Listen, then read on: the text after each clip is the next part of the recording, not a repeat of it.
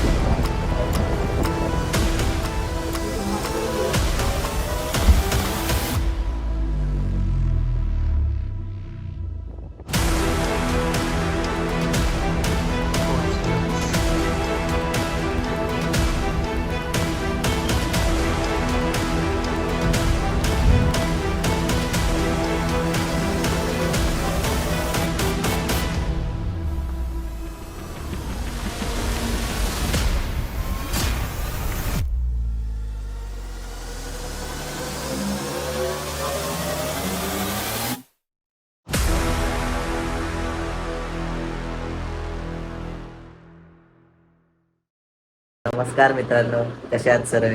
तुम्ही तर एकदम मस्त असणार. मी सुद्धा मस्त आहे. खूप टाइम नंतर ब्लॉग शूट करतोय. थोडा नर्वसनेस आहे, काय चुकामुक झाली तर सॉरी. खूप बडबड करतोय, बट इट्स हॅपनिंग. माझ्या ड्रीम लिस्ट बोलतात ना आपण, त्यातले एक सगळ्यात इम्पॉर्टंट जो भाग आहे ना तो कम्प्लीट होतोय आज. आता जवळजवळ टाइम बघा दिसतोय का, किती 8:30 झालेले आहेत. 9:30च्या आसपास घरातून निघणार आहे. रायगडची स्वारी शेवटी सक्सेसफुली प्लॅन झाली. मी 2 वर्ष ट्राय करत होते की मला जायचं आहे, पण ते शक्य होत नव्हतं. पण ह्यावेळी दिपेश दादा म्हणजे आमच्या बिल्डिंगमधल्या त्यांच्या साह्यानं मी जात आहे. आणि म्हणजे माझं असं ठरलेलं की पहिला गड जर जायचा आहे तर रायगडला जायचं आहे, त्यानंतर सगळे गड फिरायचे आहेत. महाराजांनी जिंकलेले सगळे गड मला फिरायचे आहेत. हे माझे एक ड्रीम आहे. त्यातला पहिला म्हणजे रायगडपासून सुरुवात करायचं आहे. ऑब्व्हियसली आपल्यासाठी त्या मंदिरापेक्षा कमी नाही आहे. प्रवासाला सुरुवात करू. आणि जरा नर्वसनेस आहे, खूप टाइम नंतर परत व्लॉगिंग चालू करतोय. हा काय बोलू मला समजत नाही आहे. ठीक आहे, चला स्टार्ट करू. जर्नी चालू झाली, बॅग वगैरे भरली, चला.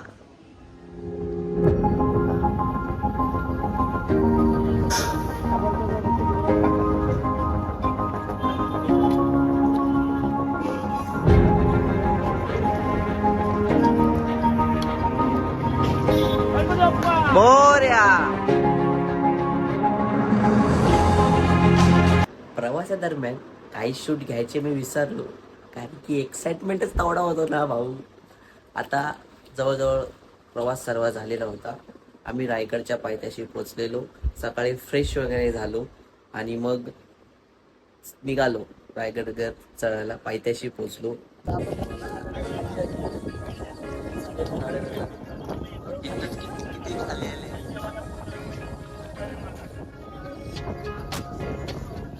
काय बोलले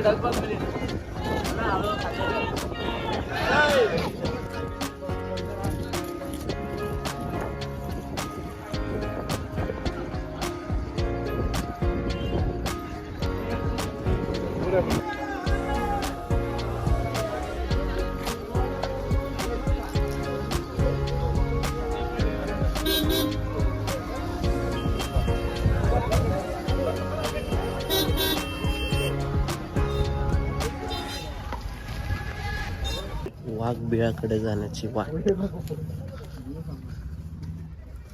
इथून सीधा तरी आली की अशीच पटकवली.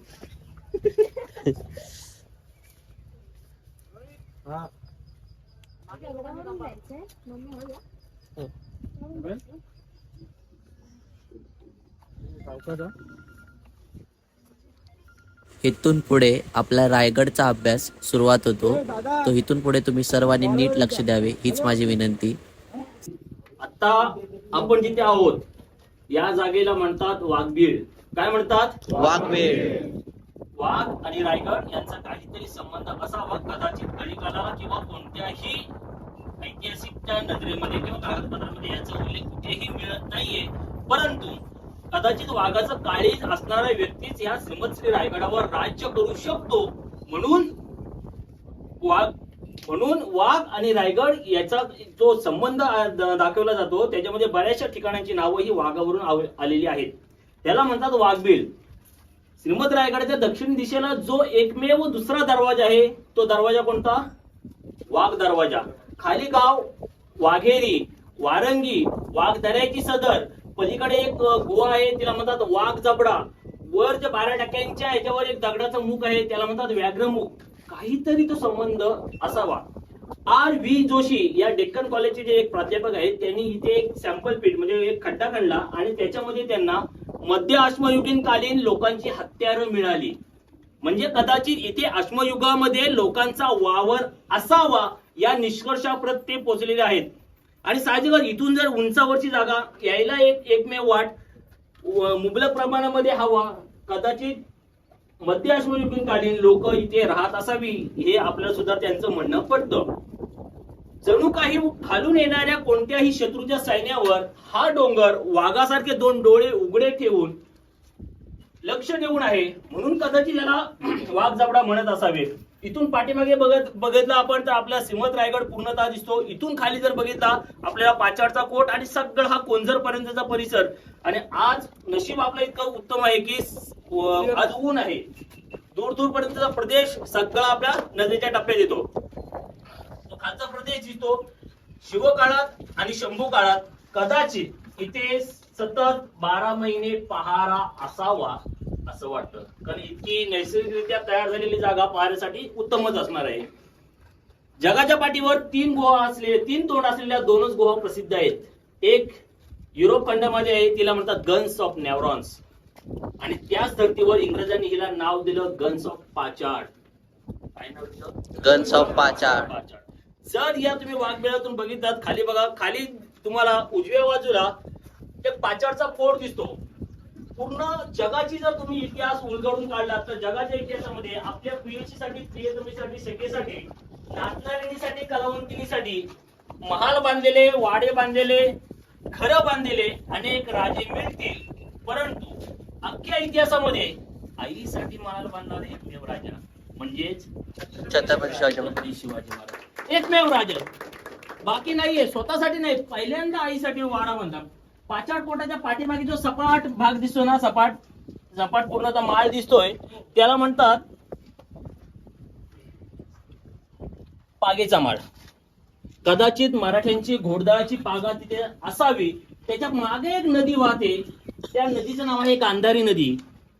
पश्चिमेकडून वाहणारी गांधारी नदी, पूर्वेकडून वाहणारी काळ नदी. काळ आणि गांधारी या 2 नद्यांनी आपल्या बाहुपाशामध्ये सुखरूप ठेवलेला किल्ला म्हणजे दुर्गेश्वर श्रीमंत श्री रायगड. त्या गांधारी नदी आहे. गांधारी नदीचे जे आतमध्ये जे 1-2-3 डोह आहेत त्या डोहामध्ये सतत 12माही पाणी असतं, म्हणून कदाचित तिथे मराठ्यांची पागाती तिथे असावी. आणि त्या पागेमध्ये जवळपास 10,000 घोडे हे नेहमी तैनात असायचे. कारण आज आपण जो किल्ला बघणार आहोत तो साधा किल्ला नव्हे, ही मराठ्यांची राजधानी होती. इथून सरळ जर तुम्ही डोंगर दिसतात, एक पहिला डोंगर हा सफेदवाला, त्याच्या पाठीमागे दुसरा डोंगर दिसतो, आणि याच्यानंतर असंच सरळ गेला तर पुढे बंदर लागतं. त्या बंदराचं नाव आहे गोरेगाव. आत्ताचं गोरेगाव, तेव्हाचं घोडेगाव.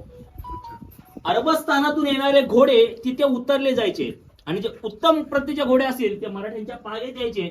आणि ज्या घोड्यांना काही प्रॉब्लेम असेल किंवा नको असेल किंवा जास्त झाले असेल तर ते घोडे आपण या घाटमाथ्यावरून आपण वर विकण्यासाठी किंवा लोकांना देण्यासाठी ते वर पाठवायचो. त्या घोडेगावच्या वरच्या बाजूला एक गाव आहे, त्या गावाचं नाव आहे घोडेघुम. त्या घोडेघुम गावाच्या पूर्वेच्या बाजूला एका माळरानावर घोड्यांचा रेसिंगचा ट्रॅक आहे. तिथे घोडे चेक केले जायचे, जे उत्तम असतील ते आपल्याकडे, नाहीतर थोडं कमी प्रतीचे किंवा आपली जर पोट भरलं तर मात्र त्यांचा सौदा वरती व्हायचा. इथून ही जी नदी वाहते ना, तुला नाही रे, इथून ही जी नदी वाहते ह्या नदीला गांधारी नदी म्हणतात. कोणती नदी? गांधारी. कोणती नदी? गांधारी.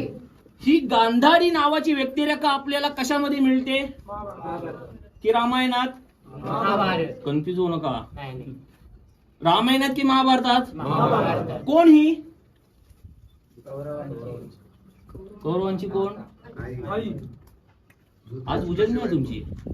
आज आहे ना, आज ह्या 2 भोकांच्या मध्ये मेंदू नावाचा इथे मेमरी कार्ड असतो. आज तो जरा शार्पच ठेवा. आज देव देश धर्मासाठी जे बोलायचं आहे ते सरळ बोलणार. आज तुम्ही तुमचे कोण आहात, कोण होतात, आज मला घेणं देणं नाही. आज तुम्ही सगळे माझे भाऊ आहात, आज माझ्या भगिनी आहात, माझ्या आई आहात, माझ्या सगळ्या आज माझे आहात. आज मी शिवप्रभूंचा रायगड तुम्हाला जसा दाखवणार तसा त्याप्रमाणे शिवप्रभूंना अपेक्षित असलेले शब्द तुमच्या हृदयावर मी कोरणारच. कदाचित माझ्या बोलण्यामुळे कोणाचा भावना दुखावतील, कोणाला वाईट वाटेल. जर कोणाच्या भावना माझ्या बोलण्यामुळे दुखावल्याच तर घ्या दुखून, मला फरक पडत. कारण भावना दुखवण्याचा अधिकार, अभिव्यक्ती स्वातंत्र्याचा अधिकार कलम नंबर 19(1) संविधानाने तुम्हाला दिलेला, तो तुम्ही घ्या दुखून हो. पण ते माझं दुखवणं देव देश धर्मासाठी असेल, शिवप्रभूंसाठी असेल, या आमच्या रायगडसाठी असेल. गांधारी मिळते आपल्याला कशामध्ये? महाभारतामध्ये मिळते. पण तिचा आणि या नदीचा काय संबंध असावा? इथे गांधारी नदी, ही गांधारी नदी सावित्री नदीला जिथे मिळते ना, त्याच्या पश्चिमेच्या बाजूचं गाव गांधारपाळे, बौद्ध लेण्या आहेत त्या. काहीतरी तो संबंध असावा. इथून खाली जर तो खाली कोंझर गाव आहे, त्या कोंझर पासून ह्या रायगडचा खरा चढ चालू होतो.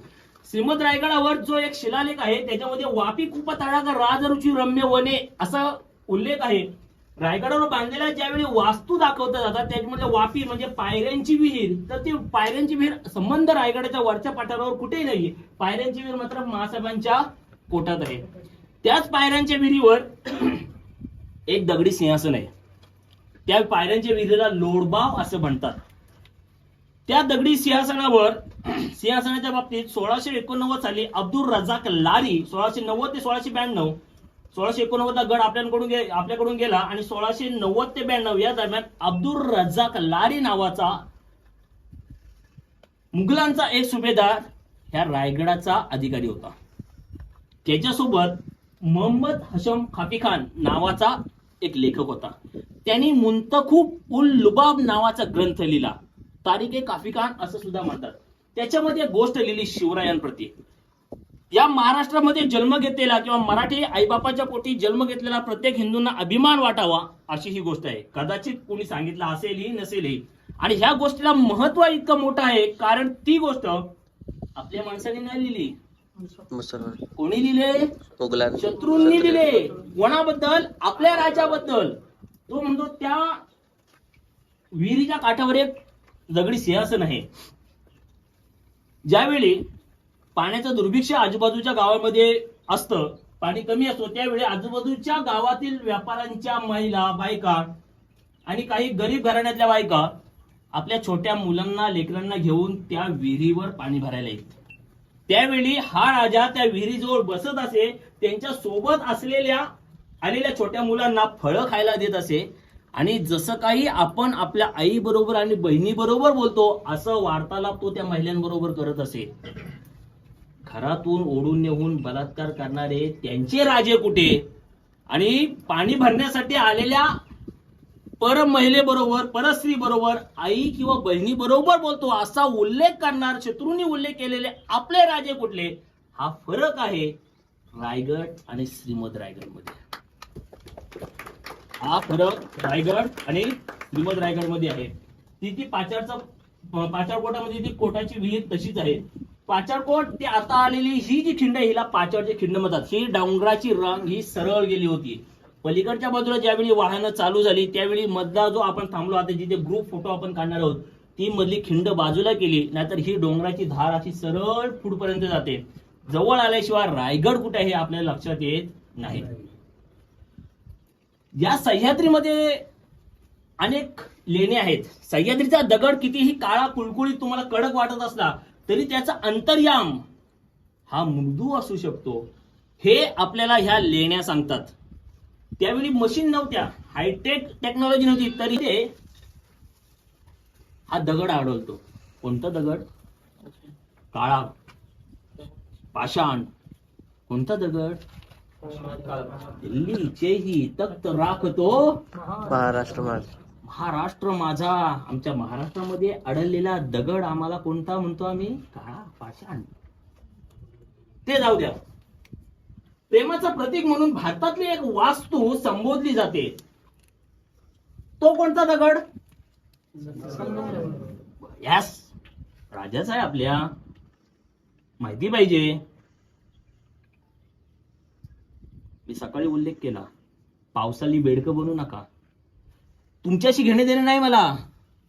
तुम्हाला काय येतंय, तुम्हाला काय येत नाही, तुम्हाला धर्म किती समजून सांगायचा, तुम्हाला श्रीमंत रायगड किती सांगायचा, शिवराय किती सांगायचा, मला तुमच्याबरोबर घेणे देणं नाहीये. मला एक आई म्हणून, एक बाप म्हणून तुम्हाला हरलेलं बघवणार नाहीये. शिवप्रभूंचे लेकरात तुम्ही. ज्यावेळी विचारतील ना, आई सह्याद्रीमध्ये आढळणारा दगड कोणता, बाबा सह्याद्रीमध्ये आढळणारा दगड कोणता, काय सांगाल, काय उत्तर द्याल? उत्तर नसेल त्यावेळी आई म्हणून तुम्ही हरलेला असाल, बाप म्हणून हरलेला असाल. हे व्हायला नको म्हणून हे अभ्यास मोहीम आहेत. फक्त दुनिया गेली, कुठून गेली दुनिया रायगडावर? गेली रोपे नाही, पायऱ्या मार्गाने गेली. पण आपण या जागेचा अभ्यास करायला आलोत. अभ्यास रायगडात त्यांनी सांगितलं, ट्रेक नव्हे, मान्सून ट्रेक नव्हे, अभ्यास मोहीम, स्टडी टूर्स त्याला मराठीमध्ये म्हणतात. त्यामुळं हे ते आहे. बरं, कोणता दगड तो? संगमरवरी. काय दुनिया प्रेमाचं प्रतीक म्हणून त्या संगमरवरी ताजमहलवर दुनिया जीव ओवळलेलो, परंतु आपण मात्र या काळ्या कभिन्न पाषाणावर ठाम राहायचं. शौर्याचं प्रतीक ही आहे, ही नव्हे. प्रश्नाकडे येतो, टाळ्या नका वाजवू, वेळ वाया नका घालवू, टाळ्या मध्ये मध्ये टाळ्या काढून मला डिस्टर्ब नका करू. मी इंदुरीकर नाही. कशावर होतो आपण?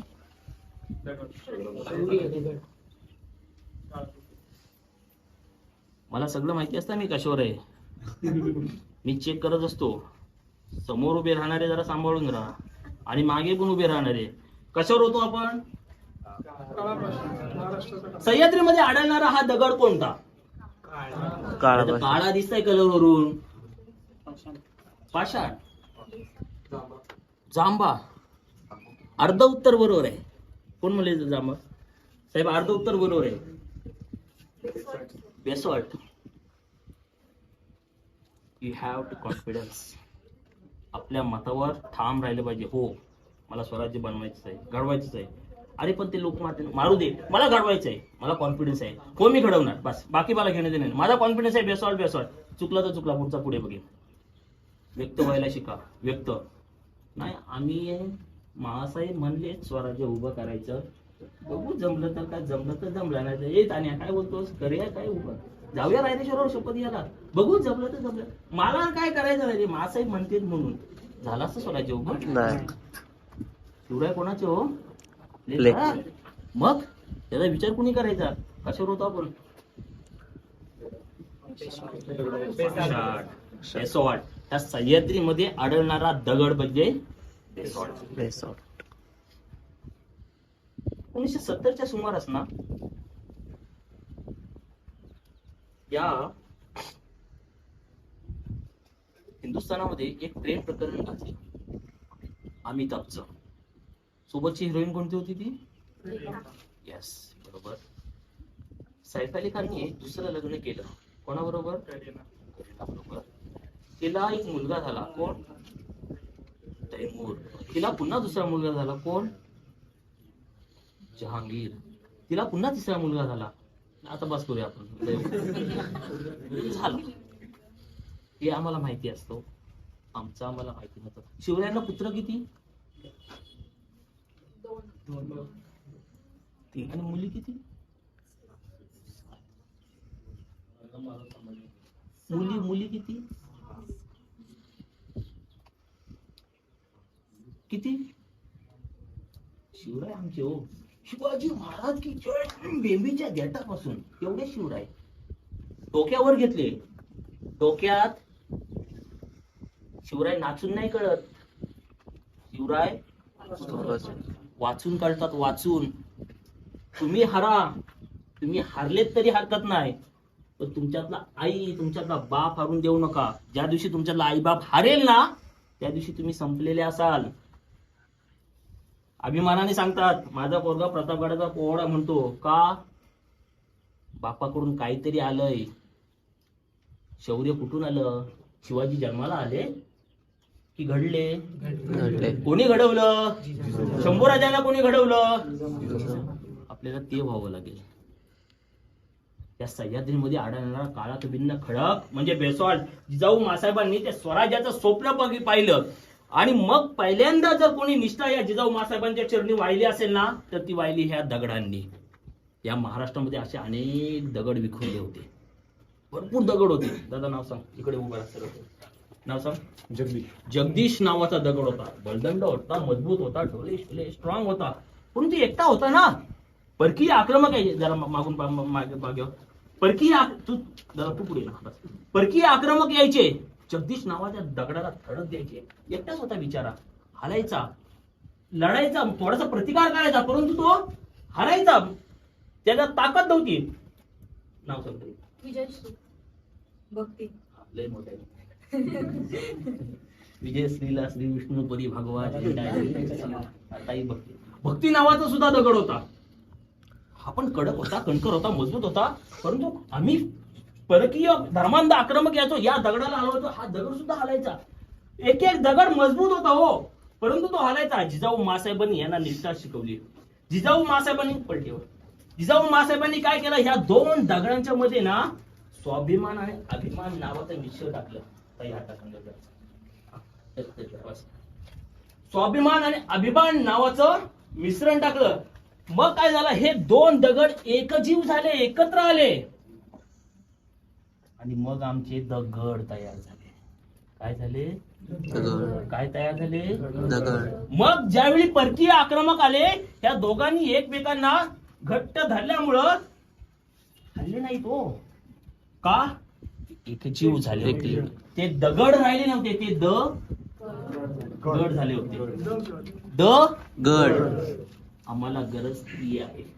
देव, देश आणि धर्मासाठी आम्हाला दगड राहून जमणार नाही. आम्हाला काय व्हावं लागेल आता? दगड व्हावं लागेल. असा हा सह्याद्री, अशी ही सगळी गोष्ट. आता आपण तिथे जाऊ आणि एक लव्ह स्टोरी ऐकूया. आता आपण ऐकली कोणाची? दगड. त्याच्या अगोदर लव्ह स्टोरी कोणाची? अमिताभ बच्चन.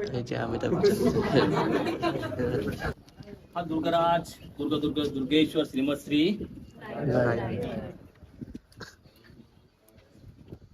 पत्रकारांनी लिहून ठेवले एका ठिकाणी. हो, राजा खासा जाऊन पाहता गड बहुत चखोट, गडाचे कडे चौतर्फा, शब्दावर लक्ष असू द्या, गडाचे कडे चौतर्फा तासिल्याप्रमाणे 1.5 गाव उंच, पर्जन्यकाली कड्यावरी गवत उगवत, धोंडा ताशी वेकच आहे. दौलताबाद म्हणजे आमचं देवगिरी चखोट गड खरा, परंतु उंचीने तोटका.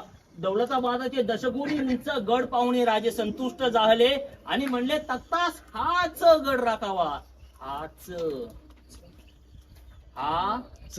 तक्तास हाच गड राखावा किंवा तक्तास हीच जागा राखावी. शिवराय 1656 चंद्रराव मोऱ्याचा पाठलाग करत करत रायरीवर आले. इथून जर सुरुवात केली तुम्ही तर त्या कोपऱ्यामध्ये कुंभा घाट लागतो. कुंभा घाट त्या इकडे मडे घाट, याच्यातून ह्या 11 घाटवाटा खाली येतात. त्या घाटवाटांचा फनेल तयार होतो खाली निजामपूर गावामध्ये. फनेल समजलं ना तुम्हाला? जंक्शन त्याला नाही, नरसाळे म्हणतात. तो फनेल तो तिथे तयार होतो. चंद्रराव मोरेचा पाठलाग करत रायरीच्या मागच्या बाजूने शिवराय आले आणि बघितलं, बाप रे, एवढा मोठा गड. आम्ही नेहमी म्हणतो ना, पहिली की आकोरी आको में प्यार हो गया, पहिले काय लव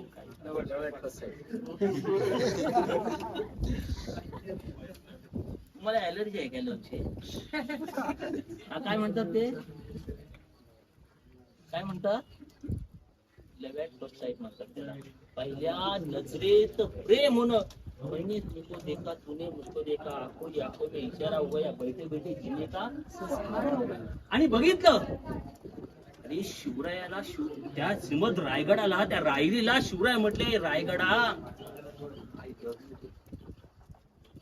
काल्पनिक वाक्य आहे का? याला आधार नाहीये. म्हणले असतील, ओ मला तू फार आवडलेस रे. आणि या रायगडाला काय काय दिलं तर या मराठ्यांच्या इतिहासातल्या, महाराष्ट्राच्या इतिहासातले जे जे सुवर्णक्षण आहेत, सर्वांच्या सुवर्णक्षण म्हणजे 32 पण सोनेरी सिंहासन, मान भेटला माझ्या. आणि या अखंड महाराष्ट्रामधला सगळ्यात दुःखाचा क्षण आजही म्हणजे माझ्या शिवरायांचं मरण. तो पण मान मिळाला माझ्या रायगडला. एखादा व्यक्ती आवडावा, किती आवडतो, किती प्रेम करावं एखाद्या व्यक्तीवर, एवढं सर्वस्व त्याला दिलं. हो, सर्वस्व दिलं, सगळं शेवटचा श्वासही त्यालाच दिला. प्रेम करा ना, देवावर करा, देशावर करा, धर्मावर करा, आई बापावर करा, करायला काय वाव आहे? माझ्या शिवप्रभूंसारखा करा ना. माझ्या शिवप्रभूंनी प्रेम केलं ना श्रीमत श्री रायगडावर, म्हणून आजही येतो ना दर्शनाला. कोणाच्या? माझ्या राजाच्या. कुठे? श्रीमत श्री रायगडावर. का? पहिलं प्रेम आहे हो. शिवरायांचं प्रेम आहे ते पहिल्या नजरेत झालेलं प्रेम. आणि मग शिवरायांनी या रायरी गडाला पुन्हा तटबंदीचा दुसरं एक पागोट चढवलं आणि 32 मनाचं सोनेरी सिंहासन केलं. त्याच्या पुढे ज्याच्या वेळी मुलांना तुमच्या त्या पहिल्या प्रेमाच्या गोष्टी सांगाल ना, त्यावेळी लायला बोलतो हीर रांझा ते बस करा, ते नका सांगू. सांगा पहिलं प्रेम जर अनुभवायचं असेल ना, चल रायगडावर, तुला सांगतो पहिल्या नजरेत प्रेम का असतं ते. बस त्याने त्याला पाहिलं, त्याने त्याला बघितलं, एकमेकांना एकमेक दोघे जण आवडले कुठपर्यंत? शेवटच्या श्वासापर्यंत. अजोड प्रेम, अजोड प्रेम. नंतर मग इतके सह्याद्रीमध्ये 450 गडकोट असताना शेवटच्या श्वासासाठी रायगडच का? काहीतरी ते आहे, काहीतरी आहे. 14 वर्ष बांधकाम केलं या रायगडसाठी. कानून जाप्ता मिळतो, अर्थसंकल्प एक मिळतो, तरतूद मिळते, तत्कालीन कागदपत्र आहे की या स्वराज्यातल्या कोणकोणत्या किल्ल्यांसाठी किती किती होन सँक्शन केलेले आहेत ते. काही किल्ल्यांसाठी 10,000 प्रत्येकी, 5,000 प्रत्येकी, 2,000 होन प्रत्येकी. आणि माझ्या रायगडसाठी किती? 50,000 होन. कशाला? रायगडावर बांधकाम करायला, रायगडाचा रिफोर्टिफिकेशन करायला, रायगडाला नवीन नवीन वास्तू करायला. किती एकट्या रायगडसाठी? 50,000. आणि बाकीच्या किल्ल्यांसाठी कोणाला 10,000, सिंधुदुर्गासाठी 10,000, राजगडासाठी 10,000, तोरण्यासाठी 5,000 होन हो, विजयदुर्गासाठी 5,000 होन, मनोरंजन तो बाले किल्ला आहे श्रीवर्धन राजमाची 2,000 होन प्रत्येकी. माझ्या रायगडसाठी 50,000. इतका किंमत, इतकी व्हॅल्यू दिली हो शिवप्रभूंनी. कोणाला? रायगडाला. दुनिया म्हणेल रायगडावर फिरायचा असतो, त्याला शिवराय कळले नाही. रायगडावर चढायचं, रायगडाचा हे करायचं म्हणजे काय? पायथ्याशी आल्याच्या जय म्हणल्यानंतर मग रायगड कळतो रे. एक एक पदर, एक एक चिरा त्याला उलगडून बघा ना. भावनिक नाता आहे हो तुमचं आमचं या रायगडाबरोबर. तुमच्या आयुष्यातला रायगड वजा करा. तुमच्या समोर आता मोहन फराडे नसता, मोहम्मद युनुस, त्यात इस्माईल असला कोणतरी उभा असता हो. हे मी नाही म्हणत. 1689 ला गड मुघलांकडे गेला. 25 मार्च 1689 गडाला वेढा पडला. 3 नोव्हेंबर 1689 गड मुघलांकडे गेला. आणि मग औरंगजेबाने त्या पाटाच्या पोटाच्या उजव्या बुरुजावर एक शिलालेख कोरला. फारसी भाषेतला शिलालेख आहे. कदाचित याच्या अगोदर ऐकला असेल, कदाचित नसेल, लक्षपूर्वक ऐका. फारसी भाषेतला, फारसी भाषा म्हणजे ही पर्शियन भाषा आहे, पर्शिया मधून आलेली. पर्शिया म्हणजे कोणतं राज्य? आताच इराण आणि इराकचं राज्य म्हणजे पर्शियन साम्राज्य. पर्शियन भाषा होती. आजही आपल्याकडे अनेक शब्द आपण पर्शियन भाषेतले वापरतो. आई कशातला शब्द? बाबा, काका मराठी, मामा, माझी माय मराठीचे बोली कौतुका तेही बाजाजिंके. माय हा मराठी शब्द आहे. ते सोडा हो. हे परकीय भाषेचं आक्रमण इतकं झालं ती बायको सुद्धा आपली राहिली नाहीये. प्रभू श्रीरामाला उपमा देतो, एक बाणी आणि एक वचनी, एक बाणी एक पत्नी. राम पत्नी आपला शब्द, बायको पत्नी शब्द आम्हाला नाही, आम्हाला नाहीये. त्या पर्शियन भाषेतला शिलालेख त्यांच्या रायगडाच्या त्या पाचारच्या कोटाच्या उजव्या बुरुजावर ठेवला. 1973 साली आदरणीय शिवशाहीर बाबासाहेब पुरंदरे, पोलीस अधिकारी अरविंद इनामदार, उच्च न्यायालयाचे न्यायाधीश व्यंकटेश संगवई, तात्यासाहेब चव्हाण ही अशी ही मंडळी रायगड बघायला आली. रायगड बघत असताना त्यांचा तो शिलालेख नजरेस पडला. त्याने तो शिलालेख पुरातत्व खात्याकडे दिला. सध्या तो शिलालेख ठाण्यामध्ये जो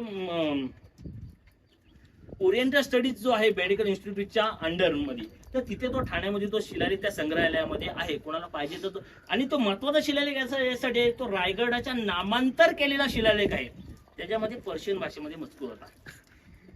बा अहदे शाह अलमगीर गाजी, सिकंदर शान हाजी, अब्दुल रज्जाक दिजीदर उर्फे राहिरी बिना कर्द के शुद इस्लामगड मशहूरे, अफागजे मुआजिज करदम इस्तफसारे.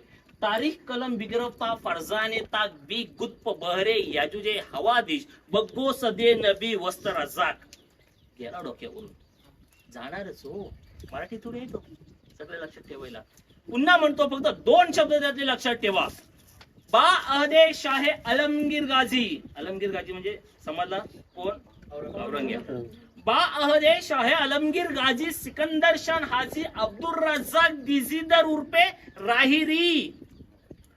राहिरी बिना कर्द केशुद इस्लामगड मशहूरे. 2 शब्द आले लक्षात. राहिरी या नावाने गणला जाणारा आता हा किल्ला कोणत्या नावाने गणला जाईल? ऐकायला कसं वाटतं? कुठे चाललास? इस्लामगडावर चाललो, शिवरायांच्या समाधीला वंदन करायला. जळतं? जळतं? जळतं? वाईट शब्द येत होता, परंतु तुम्ही साले या शब्दांमध्ये शब्दावर निभावून येतो. साल्यांनो, त्या लोकांना वाटतं नामांतराची सुरुवात आम्ही केले. नामांतराची सुरुवात झाल्यानंतर तुम्ही केलेत. आमच्या रायगड सुद्धा सोडला नाही. दुसरं नाव असताना सुद्धा बाकी नावं देऊ शकले असते ना. रायरीचं नामांतर शिवरायांनी केलंच ना रायगड म्हणून. प्रचंड गडाचा तोरणा केलंच ना. गोरप्याच्या डोंगराचा प्रतापगड केलंच ना. नाही कुठे म्हणतोय. पण ह्याने नाव काय दिलं? इस्लामपूर. काय नाव दिलं? इस्लामपूर. मला माहितीये 32 म्हणून सोनेरी सिंहाचा याच्यावर, शिवरायांचा शेवटचा श्वास याच्यावर, मुद्दामहून इस्लामगड. बोलायला कसं झालं असं? तालुका महाड, जिल्हा इस्लामगड. देव देश धर्माची सेवा करणार हे हिंदवी स्वराज्य असे असलींच्या मनात फार आहे. दादाजी नरसप्रभू गुप्ते नाव शिवरायांनी पत्र लिहिला, हिंदवी स्वराज्य लिहिला. मास आणि आम्हा श्रींची आण आहे, शपथ आहे श्रींची. आणि त्या व्यंकोजी राजाला लिहिलेल्या पत्रात म्हणतात की श्री सांब सदाशिव म्हणजे शंकर आणि श्री भवानी मजवर प्रसन्न असताना मी हे पराक्रम करून दाखवतो. आणि ह्यात नामांतर मग आम्ही केला ना. औरंगाबादचं काय केलं? संभाजीनगर. अहमदनगरचं अहिल्यानगर. उस्मानाबादचं धाराशिव. अरे ह्यांनी ह्या पुण्याचं पण नाशिकचं गुलशनाबाद केलं होतं. आणि पुण्याचं पण त्याचं नामांतर केलं. नाशिकचं गुलशनाबाद केलं होतं. गुलशनी नशीब तो शिलालेख कधी आमच्या अगोदर कोणाला जास्त नजरेस पडला नाही. तो तिथेच होता. नाहीतर आमच्याकडे डावे इतिहासकार कमी नाहीयेत चपटी पिऊन इतिहास लिहिणारे. त्यांनी वाट लावली असे आणि म्हणले असे आणि इथं आला असा. शिवछत्रपतींच्या इस्लामगडावर आपले सहर्ष स्वागत आहे. माझ्यासारखा हिंदू धर्मीय, कट्टर हिंदू धर्मीय तिथून बघूनच रामराम शिवराय माझी तरी लायकी नाहीये आज तुमच्याकडे येण्याची. तिथूनच परत गेला असता. का मी हिंदू आईबापाच्या पोटी जन्माला आलेला हिंदू मुलगा आहे. असा हा नामांतराचा शिलालेख ते होता. पर्शियन भाषेतला होता. आता आपण इथे वर जाणार आहोत. जाताना इथून अशी ही लव्ह स्टोरी. नमस्कार मित्रांनो, मी विसरलो व्लॉग शूट करतोय ते आठवलं परत. कारण की मी विसरून गेलो रायगड बघून. खालूनच पायथ्याशी निसर्ग वगैरे सगळं मी फील करत होतो. सगळ्या गोष्टी अनुभव घेत होतो. एक चांगली माहिती भेटली. कुठं होतं आपण ते? नाही, नाणे दरवाजाला तर आपण चालू केलं इथून सुरुवात. पण त्याच्या आधी कुठल्या तरी कुपेजवळ होतं ना, ती मला नाव आठवत, वाघबीळ, सॉरी. हा, तिथं माहिती घेतली खूप चांगली. काय वातावरण आहे यार.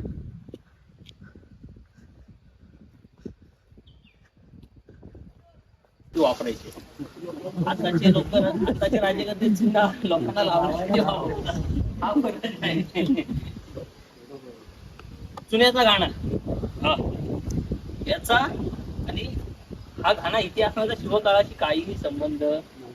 हा आता गेल्या 2-3 वर्षामध्ये हे आहे जातं त्याला पेड म्हणतात. ते खाली रायगडवाडीमध्ये सापडले 2 होत्या. आणि मग हे जे सगळं काम करायचं होतं ना, आर्कॉलॉजीच्या नियमानुसार याच्यामध्ये सिमेंट वापरता येत नाही. मग बेळफळ, उडदाची डाळ, काट्या शंखशिंपल्यांचा चुरा वगैरे सगळं ते मिक्स करून ते पुन्हा विटा सुरखी ज्याला म्हणजे विटांची बुकटी ती सगळे मिक्स करून ते मिक्सचर तयार करावं लागतं. सिमेंट वापरता येत नाही. आर्कॉलॉजीच्या 1970 साली जे नवीन नियम आले त्याच्यानुसार. मग त्यासाठी हा इथे आणला आणि हा इथे ठेवला. बऱ्याच लोकांना असं वाटतं की हाच जो होता चुन्याचा खाना जो ह्या नाणे दरवाजाच्या किंवा ह्या पायवाटेच्या बांधकामासाठी वापरला होता. परंतु याचा त्याचा संबंध नाही. कदाचित हाच आता रायगडवाडीचं जे बांधकाम झालं किंवा खैरत खानाने जो वाडीमध्ये कोट बांधला होता त्या कोटासाठी त्याचा हे असेल उपयोग झाला असेल. आता आपण जो तोडून आलो हा रायगडाचा मूळ मार्ग. हा रायगडाचा मूळ मार्ग. मी मगाशी सगळं पनेल निजामपूरमध्ये एकत्र येतात. ते पनेल निजामपूरमध्ये एकत्र आल्याच्या नंतर सगळी लोक तिथे आली म्हणून तिथे अन्नछत्र चालवलं जायचं. काय चालवलं जायचं? अन्नछत्र चालवलं जायचं. म्हणून त्या निजामपूरला नाव दिले गेलं छत्र निजामपूर. काय दिलं? छत्र निजामपूर. कुणीतरी मग त्या कसली छत्रीची कथा तिला लावली. मग तो छत्री घेऊन महाराज टकमाटोकावर गेले. वाऱ्याच्या झोताने छत्री उडाली आणि मग तो एक माणूस छत्रीला कशाला पडून राहिला? छत्रीच्या मुठीला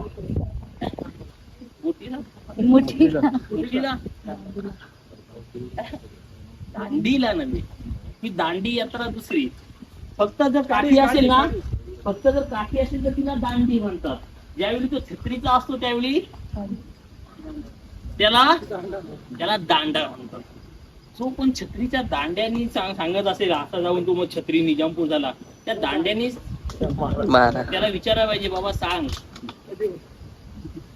तर ते त्याचं काय नाही. अन्नछत्र चालवलं जायचं. त्या कुंभे घाटापासून वडे घाटापर्यंत जवळपास कुंभे घाट पुन्हा कुंभे घाट झाल्याच्या नंतर कावळ्या बावळ्याची खिंडा तो कावळ्या घाट खाली येतो. त्याच्यानंतर पहिली नाळ लागते ती गोचेखळीची नाळ. इथे बूर टेकून टेकून उतरावं लागतं. कोपरखळी आपला कोपरखळी आणि ही गालावरची खळी. कोपरखळी वेगळी आणि गालावरची खळी. तसं ते गोचेखळीची नाळ आहे. तिथे टेकून टेकून टेकून आणि मग याची मग आग्याची नाळ ह्या सगळ्या नाळी या खाली येतात. तिथे येतात या निजामपूरमध्ये. निजामपूर मधून निघाला की तो पायरी मार्ग खाली वाडीमध्ये येतो. खाली जी आहे वाडी ते आता आपण तिला रायगडवाडी म्हणत असलो तरी पण ऐतिहासिक कागदपत्रांमध्ये त्याचा उल्लेख वाडी असा येतो. रायगडाचं श्रीमद रायगडाच्या किल्ल्याचं ते बेस विलेज आहे. रायगडावरचे काही कारखाने हे खाली होते. आजही तिथे काही भागाला ब्राह्मणवाडा, कुंभारवाडा किंवा सोनाराचं घर हे म्हणलं जातं. तिथे आजही तिथे काही जुने अवशेष. सिद्धी खैरत खानाचा जो कोट होता 1733 साली ज्यावेळी आपण रायगड घेतला त्यावेळी शाहू महाराजांच्या जे सैन्य होतं, शाहू महाराजांच्या आदेशाने त्यांच्या सैन्याने तो सिद्धी खैरत खानाचा कोट मुळापासून उकरून टाकला. तरीही त्याची काही थोडीशी पडकी भिंत खाली वाडीमध्ये आपल्याला नजरेस मिळते. वर जर गेलो तर त्या 2 कोठ्याचे बुरुज मी तुम्हाला दाखवतो. तिथून पायरी मार्ग जो निघाला ह्या वाडीमधून असा सरळ येऊन वाडी ते आता आपण पायऱ्या जिथे लागला तिथपर्यंत ह्या मधल्या टप्प्यामध्ये एक फरसबंदी मार्ग आहे. दगडांनी मार्ग तयार केलेला आहे. तिथून तो मार्ग सरळ सरळ सरळ ह्या नाणे दरवाजाकडे. जागा कमी असल्यामुळे आपण इथे सांगतो ह्या नाणे दरवाजाचा संदर्भ नाना फडणवीसांबरोबर जोडला जातो. परंतु तसे काही संदर्भ आपल्याला मिळत नाहीत. पेशवेच्या कालखंडामध्ये ह्याचा पुन्हा एकदा नवीन बांधकाम झालेलं आहे. कदाचित अशी शक्यता असावी की रायगडवाडीमध्ये एखादं कॉईन दिलं जायचं, एखादा नाणं दिलं जायचं. ते यायचं इथे यायचं, मग इथे आल्यानंतर मग त्याची नोंद त्याच्यासोबत इथे येणार. मग तसं हे परत आले की नाही. म्हणजे जेवढे दरवाजे असतात तेवढे सिक्युरिटीचे जास्त असतात. कारण राजधानीचा गड आहे. मराठ्यांची कितवी राजधानी ही? कितवी राजधानी? दुसरी. पहिली कोणती? राजगड. पहिली कोणती? राजगड. रायगड. मराठ्यांची तिसरी राजधानी किती आहे?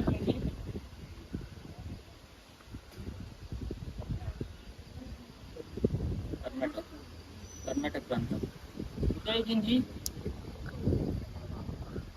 कर्नाटक. राजधानी कुणाची?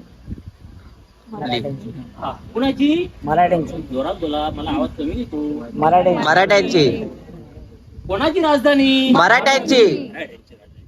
आपण कोण? मराठी. आपण कोण? मराठी. हो. आपली राजधानी तिसरी कोणती होती हे माहिती असू नये. जत्रेला आलात, ते गाईड सांगतात ना तुम्हाला असं असं, ते गाईड. तुम्ही इकडे ह्या येड्या व्यक्ती बरोबर गड दर्शनाला आलेला आहात. थोडं तरी पाहिजे रिव्हिजन.